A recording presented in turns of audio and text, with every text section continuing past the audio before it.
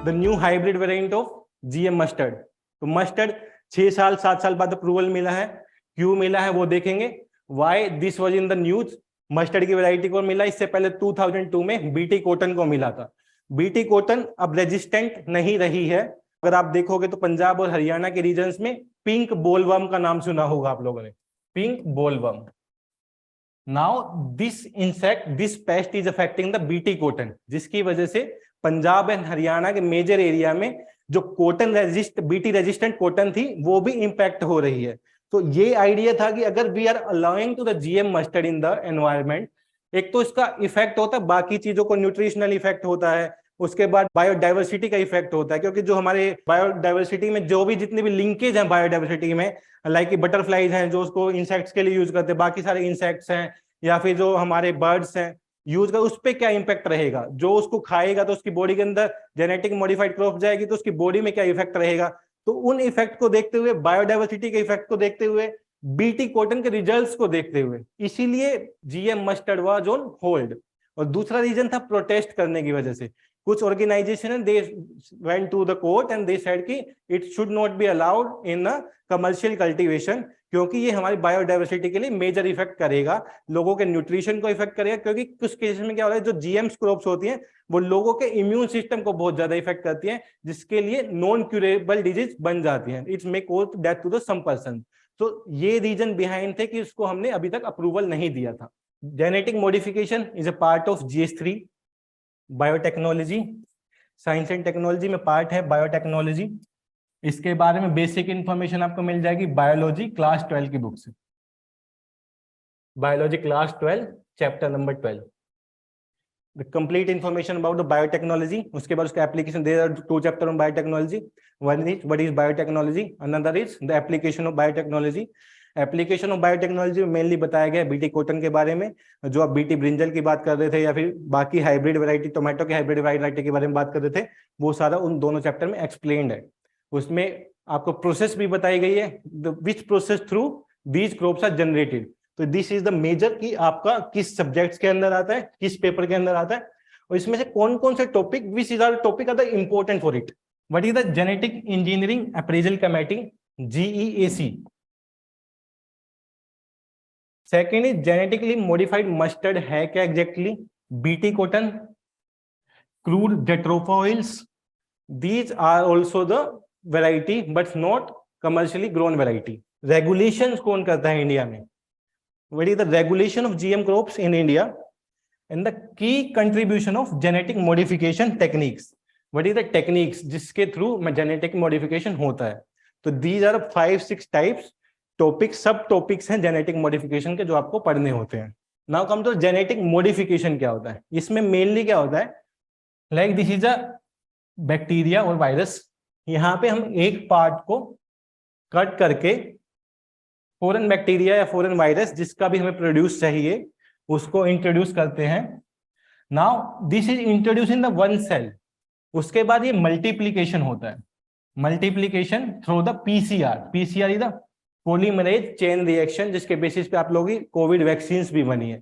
तो PCR इसलिए भी इंपॉर्टेंट हो जाता है, polymerase chain reaction, multiple copy बनाने के लिए, सिंगल कॉपी से मल्टीपल कॉपी बनाने के लिए PCR का यूज होता है। उसके बाद टिश्यू कल्चर की हेल्प से वी डेवलप दिस वैरायटी। सो ये नॉर्मल जनरल प्रोसेस है। Direct manipulation of the DNA dioxy ribo nucleic acid होता है DNA, जिसके थ्रू वहां से मल्टीप्लाई होंगी और वहां से हम can get the new characteristic variety of crops.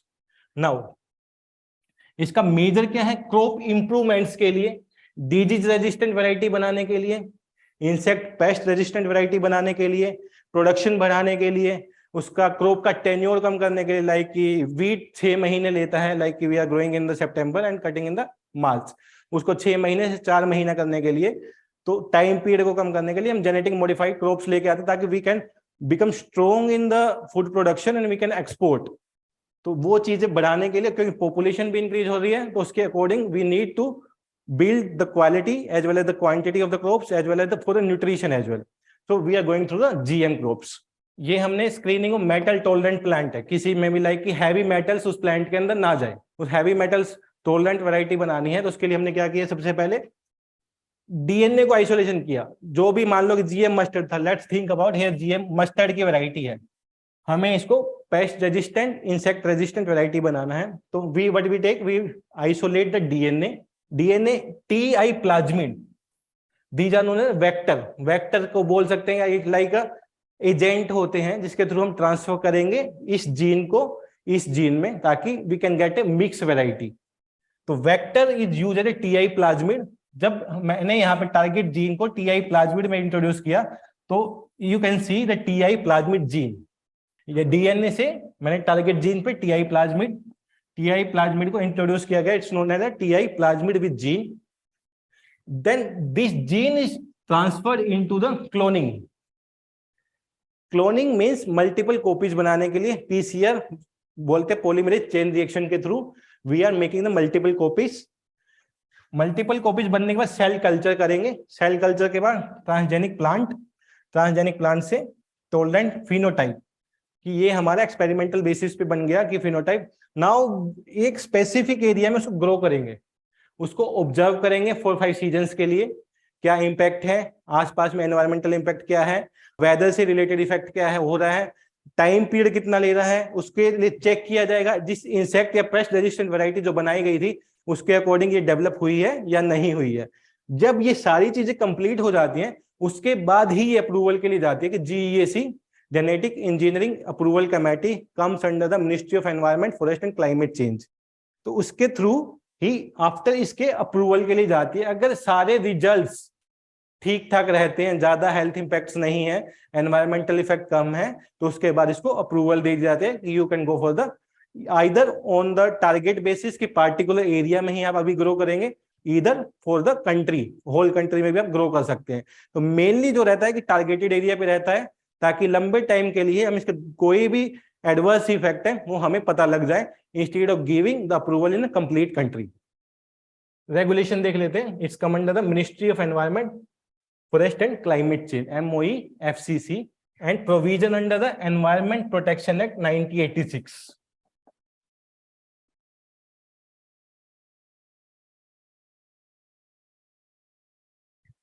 और जो जीएम फूड्स होते हैं, मान लो कि जीएम क्रॉप्स के बाद, जीएम कॉटन के बाद, जीएम मस्टर्ड के बाद जो उसके ईटेबल वैरायटीज बनेगी, पैकेज फूड बनेगा, उसको कंट्रोल करने के लिए होता है FSSAI। ये FSSAI एक्ट 2006 के अंडर है, known as Food Safety and Standard Authority of India, FSSAI, and is come under the FSSAI Act 2006। ये पैकेज फूड जो बनेंगे उस वैरायटी के, उसको कंट्रोल करने के लिए उसमें कोई भी रिलेटेड इश्यू होता है तो we can go to the FSSAI, इसमें ये इश्यू है, we can report that. And the overall project come under the MOE-FCC, ministry of environment forest and the climate change, and under the environment protection act of 1986। So these are the regulating authority of the genetic modified crops in the India. Approval. How these crops can get approval in India?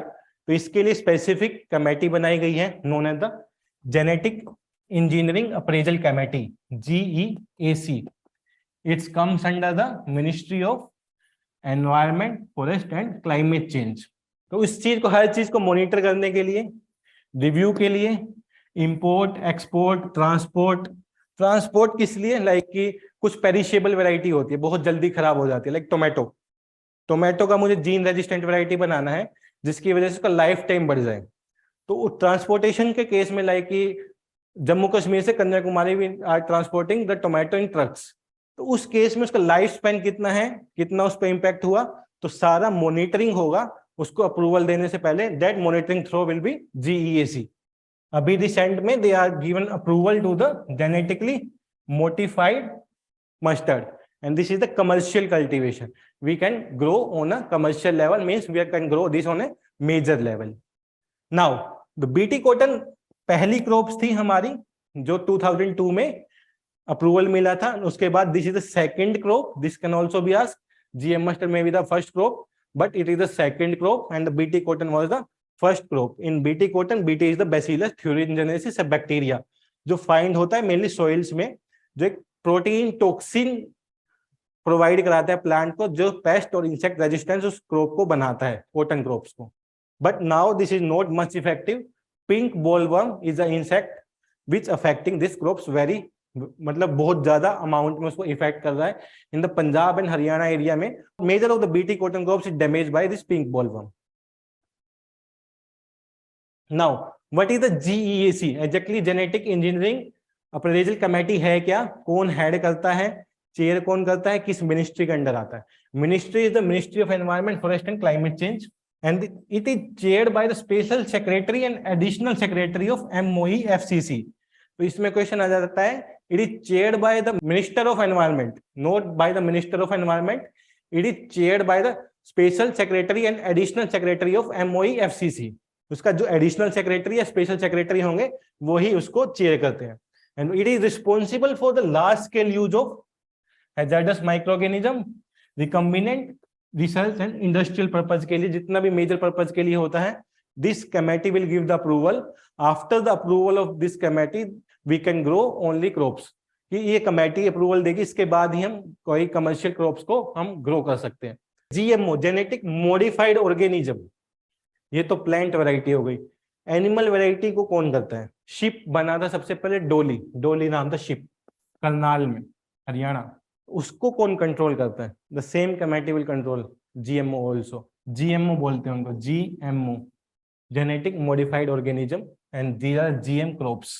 तो ये आपको idea होना चाहिए। अब GM mustard news में है तो वो भी पूछा जा सकता है कि जेनेटिक मॉडिफाइड ऑर्गेनिज्म किसके अंडर आते हैं, कौन उनको कंट्रोल करता है। कोई जेनेटिक मॉडिफाइड ऑर्गेनिज्म जो इंडिया ने अलाउ किया हो अभी तक, उसके बारे में आप लोगों को पता होना चाहिए। है तो किससे रिलेटेड था, कब तक वो सर्वाइवल रहा उसका, तो वो चीज भी आपको एक आइडिया होना चाहिए कि जीएम मस्टर्ड तो न्यूज में है, तो उसके रिलेटेड क्या क्या चीजें और हो सकती है। सबसे पहला नेगेटिव इफेक्ट और न्यूट्रिशनल वैल्यू। इसमें क्या, जो nutritional value this crop provide कराएगी अभी तक आइडेंटिफाइबल नहीं है, क्योंकि कंजप्शन नहीं हुआ है। How it effecting the human body, कैसे ह्यूमन बॉडी को इफेक्ट करेगी। What is the EIA of this crop, environmental impact assessment, कैसे एनवायरमेंट को इफेक्ट करेगी। And what is the biodiversitical effect, biodiversity में मेनली कि कैसे जो स्पीसीज है बाकी स्पीसीज पे इसका क्या इंपैक्ट रहेगा। अगर कोई भी स्पीसीज इसके थ्रू कंज्यूम करता है, जो भी हमारे बर्ड्स हैं या फिर हमारे स्पीसीज बाकी अदर स्पीसीज हैं, उसको इसके थ्रू कैसे इंपैक्ट होता है। If they are consuming this crop, उनकी बॉडी पे नेगेटिव इफेक्ट तो नहीं है, या इसकी वजह से कोई स्पीसीज एक्सटिंक्ट तो नहीं हो रही है। लाइक कि कई बार होता है कि जो फॉरेन वेराइटीज होती हैं जिसकी वजह के आने से एक मेजर वेराइटी एक्सटिंक्ट हो जाती है, जिसको इन्वेजिव एलियन स्पीसीज बोलते हैं। Invasive alien species, water hyacinth, तो this is the invasive alien species in India, water hyacinth. जब भी ट्रेन से ट्रेवल करते हो, साइड में पानी वाला एरिया आता है तो हरा हरा दिखता है पूरा पूरा, तो वो वाटर हाइसिंथ है। ये वैरायटी इंट्रोड्यूस हुई थी during the time of britisher. वो लाइक वहां पे एज अच्छा व्यू देने के लिए उन लोगों ने इंट्रोड्यूस किया था, लेकिन कहीं पे भी दिस इज द, इसकी वजह से बहुत सारी स्पीसीज एक्सटिंक्ट हो गई है जो वाटर की स्पीसीज होती है। तो इस कंसर्न को देखने के लिए भी कि GM mustard is not affecting the other varieties और other species in that area जहां पे वो ग्रो किया जा रहा है, तो इसके लिए मेजर आइडिया होता है कि सारी अप्रूवल देने के बाद उसके बाद मॉनिटरिंग होगा। अभी आज अप्रूवल मिलता है, अभी 3, 4 ईयर 5 ईयर्स तक उसका मॉनिटरिंग होगा, क्या इम्पैक्ट है, क्या हेल्थ इम्पैक्ट्स है। अगर नेगेटिव इम्पैक्ट ज्यादा आते हैं तो अप्रूवल हटाई भी जा सकती है। तो ये तरीका होता है। अभी एप्लीकेशंस कहाँ कहाँ पे है। एप्लीकेशन ऑफ जेनेटिक मॉडिफिकेशन, सबसे पहले हेल्थ सेक्टर में देख लेते हैं। बताओ हेल्थ सेक्टर में कहाँ पे? Vaccine development. कोविड वैक्सीन किस पे बनी हुई है, किस प्रिंसिपल पे? Covaxin was based on the messenger RNA, this was based on the spike protein. ठीक है, तो this is the health purpose से हम यूज कर सकते हैं। मल्टीपल वैक्सीन डेवलपमेंट्स में हम जेनेटिक मॉडिफिकेशन का यूज कर सकते हैं, जिससे फार्मा सेक्टर को हेल्प मिलती है। लाइक कि हमने इसका यूज किया, we are the major exporter of vaccine in the world at the time of COVID, जहां पे पूरे वर्ल्ड में स्कैरसिटी था उस टाइम पे, we are exporting the vaccine. क्योंकि इंडिया की जो pharmacy, India is known as world pharmacy, India को हम वर्ल्ड फार्मेसी के नाम से जाना जाता है। तो ये सेक्टर है हमारा इंडिया का, बहुत स्ट्रोंग है। बट इसमें एपीआई यूज होता है, एक्टिव फार्मास्यूटिकल इंग्रेडिएंट, वो हमारे पास नहीं है। This is as use as a raw material in tablets. तो ये हम एक्सपोर्ट इंपोर्ट करते हैं मेनली फ्रॉम चाइना। बाकी जेनरिक मेडिसिन में we are on number 1 and on export of generic medicine we are also number 1। और exporter country कौन है हमारे, जो मेजर डेवलप्ड कंट्री है, यूएसए है, यूके है, अफ्रीका में तो करते ही हैं, लेकिन major developed country we are also import exporting to the major developed country. Major European country हैं, Russia is also European country. तो मेजर जितने भी डेवलप्ड यूरोपियन कंट्री हैं सब में हमारी फार्मास्यूटिकल सेक्टर की जितनी भी जेनरिक मेडिसिन है, क्योंकि वहां पे बहुत महंगी हैं वो चीजें जितने रेट में वी कैन डेवलप, क्योंकि हमारे यहाँ पे उसका एक्टिविटी एंड उसकी जो टेक्नोलॉजी है वो we are on the high technology. जो फार्मा कंपनियां हैं वर्ल्ड की 3-4 टॉप मोस्ट फार्मास्यूटिकल कंपनी में इंडिया की 2-3 कंपनियां आती है। सन फार्मा का नाम सुना होगा, सन फार्मा इज सेकंड में भी the third company of the world. Doctor Reddy का सिप्ला का नाम सुना होगा, these are the company and ये सेक्टर ही इंडिया का बहुत ज्यादा मजबूत है। Salinity tolerance GM, saline rice की, that can also be developed from the GM mustard, GM crop sorry. Third is the herbicide tolerance, pesticide tolerance, BT cotton. इसका example था बीटी कॉटन, जो हमने डेवलप किया था कि हर्बिसाइड टॉलरेंट वैरायटी बनाने के लिए we use the BT cotton. Food security contribution कैसे होगा, the production of food will be increase, time period कम हो जाएगा, कम टाइम पीरियड में we can produce more things and more nutritional value things, तो it will lead to the food security. Biofuel production, how it will increase biofuel production, first generation biofuel, second generation biofuel, third generation biofuel सुना है क्या होते हैं। First generation में क्या होता है, जो फूड क्रॉप्स हैं उससे हम जो एक्स्ट्रा फूड क्रॉप्स बच जाते थे फर्स्ट जनरेशन फ्यूल में हमने वो यूज किए।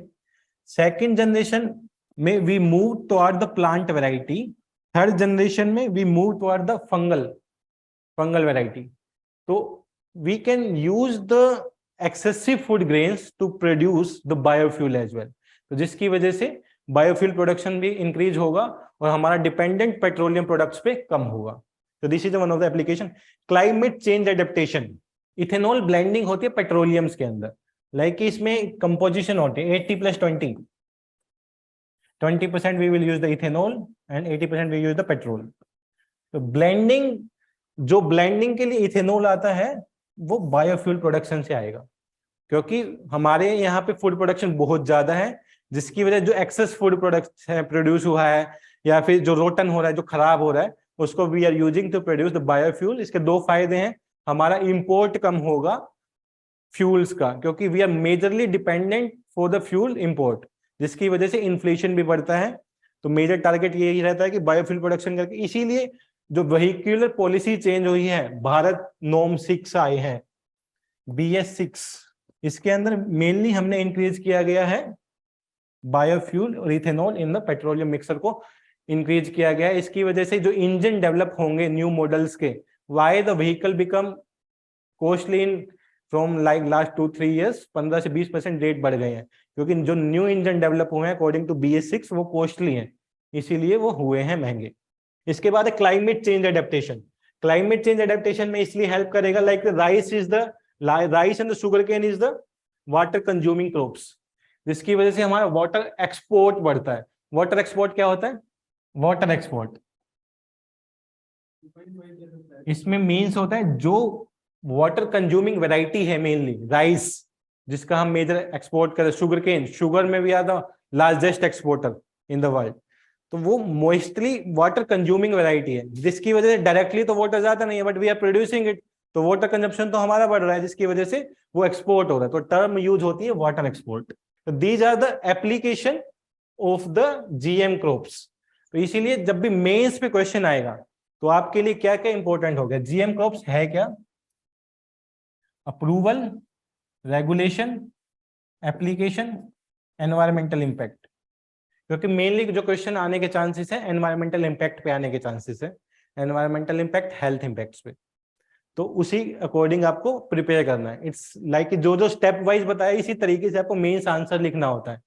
न्यूज है पता लग गया, इंट्रोडक्शन लिखेंगे, उसमें इंट्रोडक्शन लिखेंगे कि recently the government give the approval for the GM mustard, जो 5 से 6 साल मिली है, बाद मिली है, इससे पहले government allowed for the BT cotton production, जिसके रिजल्ट फ्रूटफुल रहे, वो भी डिपेंड करेगा फ्रूटफुल रहे या नेगेटिव रहे।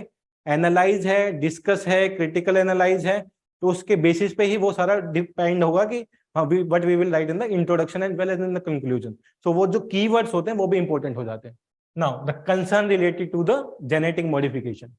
वॉइड टू न्यूट्रिशनल वैल्यू हमने देख लिया कि how it effect the nutritional value.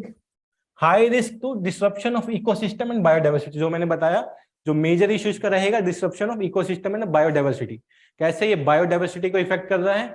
Effect on wildlife, wildlife पे कैसे एनिमल्स को, कैसे प्लांट्स को, कैसे बर्ड्स को, किसको इंपैक्ट कर रहा है, तो वाइल्ड लाइफ में सब आ जाता है। Risk of allergic reaction to human, like आपने कुछ लोग वीट से भी एलर्जिक है, कुछ लोग वीट कंजप्शन भी नहीं कर सकते, वो एलर्जिक होते हैं वीट से, जिसकी वजह से वो एलर्जिक होते हैं। तो वो एलर्जिक रिएक्शन चेक करने के लिए एक पायलट प्रोजेक्ट्स भी चलाए जाते हैं कि पार्टिकुलर एरिया में इस क्रॉप का पायलट प्रोजेक्ट चलाया जाएगा। तो उसके बाद 2-3 साल तक पायलट चलेगा, उस पायलट में जितने भी नेगेटिव इफेक्ट्स हैं वो नोट डाउन होंगे। उसके बाद एक नई वैरायटी डेवलप होगी फिर जिसको कमर्शियल पर्पज के लिए अलाउ किया जाएगा। तो इस तरीके से परफेक्ट वैरायटी लाने में टाइम लगता है, इसलिए अप्रूवल्स में टाइम लगता है, नई वैरायटी जनरेट करने में टाइम लगता है।